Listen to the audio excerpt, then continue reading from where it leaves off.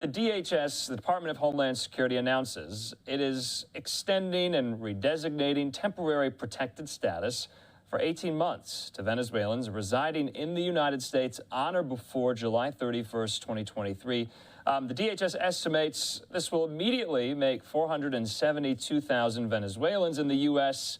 eligible to apply for work authorization. Adding to some of Bill's reporting as well from Griff Jenkins, he says CBP sources say this decision will only compound the problem and draw even more Venezuelan migrants because of the pull factor of being granted TPS status and the ability to get work authorization, which also includes access to a social security number. LiveNOW looked there at the White House. And so this is what we know. The Biden administration said today that it was granting temporary legal status to hundreds of thousands of Venezuelans who are already in the country, quickly making them eligible to work. So the move, along with promises to accelerate work permits for many migrants, may appease Democratic leaders who have pressured the White House to do more to aid asylum seekers, while also providing grist for Republicans who say the president has been too lax on immigration. So these are some highlights from a background call that DHS just held with reporters. Bill Malugin was on that call. So Mayorkas, the Secretary of the Department of Homeland Security, is extending and redesignating temporary protected status for 18 months to any Venezuelans who entered the United States on or before July 31st of this year. Well, Bill Malugin is down at the border. He tweeted this today. I'm going to drop that. He says this: "It is a total free-for-all in Eagle Pass right now. Mass illegal crossing taking place for over an hour and a half. Almost 2 years to the day, we saw 15,000 plus Haitians under the bridge there in Del Rio. We now have thousands of predominantly Venezuelans gathering under Eagle Pass Bridge there." So wanted to make sure we got that in. Let's go out now, though, to Fox's Bill Malugin. He has this report down there from Eagle Pass, Texas. Eagle Pass, Texas, inundated this morning with one of the largest mass illegal crossings we have ever seen at the southern border. Fox News drone images showing a massive line in the river and on U.S. soil as thousands crossed illegally in a span of roughly 2 hours, non-stop. Hola, ¿de dónde son? The illegal immigrants were predominantly adult men from Venezuela, with many of them telling us they arrived in northern Mexico via train and walked an hour to the border to cross in a huge mess, all at once, as the Mexican military watched without taking any action. The masses of migrants then waited under the international bridge for processing, a strikingly similar scene to what was seen in Del Rio, Texas, exactly 2 years ago when thousands of Haitians crossed illegally. The mayor of Eagle Pass, a border city of 30,000, has now declared an emergency in his city, and he's stunned by what he saw today. He's now calling on the Biden administration to change course. Let these people know that we're a nation of laws. People can't just come in like this. Right now, you see thousands of people coming in without consequence. And the word's getting out. They cross here, the word gets out back in their countries, and they keep coming. Why? Because there's no consequences to coming in here illegally. Meanwhile, more migrants may be on the way. New video from Mexico's southern city of Tapachula shows masses of Haitians rushing and almost stampeding a refugee center as they demanded expedited visas to travel to the U.S.-Mexico border. The trampling left 2 people hospitalized. And CBP sources tell us as of this morning there had been over 45,000 migrant encounters in the last 5 days. That's a staggering average of 9,000 per day, and it doesn't include the thousands who crossed illegally here in Eagle Pass today. We'll send it back to you. Bill, thanks so much. So some are already applauding this decision by the Biden administration. I want to put this tweet up from the ACLU. They say this: the Biden administration has redesignated temporary protected status for Venezuela, allowing hundreds of thousands of people already in the U.S.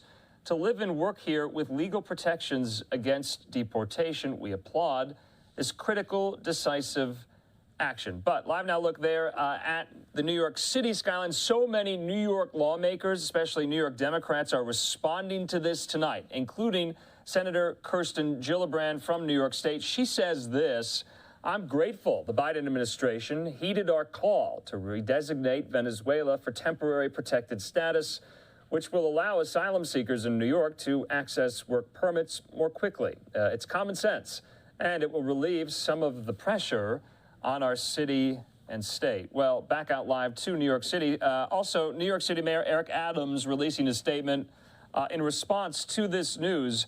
He says this: more than 116,000 asylum seekers have come to New York City since last spring in search of the American dream. Our administration and our partners across the city have led the calls to, quote, let them work. So I want to thank President Biden for hearing our entire coalition, including our hardworking congressional delegation, and taking this important step that will bring hope to the thousands of Venezuela asylum seekers currently in our care, who will now be immediately eligible for temporary protected status.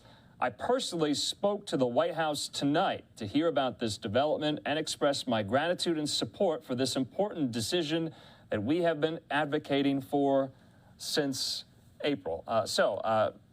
Mayor Eric Adams saying he spoke to the White House tonight about this particular move. We also have New York Congresswoman Nydia Velázquez. She says this: this week, Representative Espaillat, Representative AOC, and I led a letter calling on the Biden administration to redesignate Venezuela for temporary protected status and expedite work authorizations.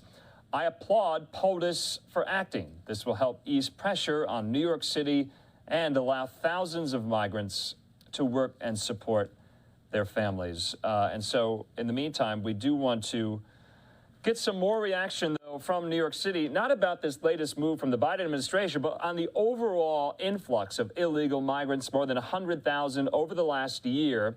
And it's really strapping the resources of the city as they try to find housing, shelter, food, now work, schooling for these individuals. Fox's Teresa Priolo has this report. Staten Islanders of every age and race came to 1111 Father Capodanno Boulevard to make their feelings known. Would Eric Adams kick his own mother out to put illegal immigrants in here? My mother's 87 years old.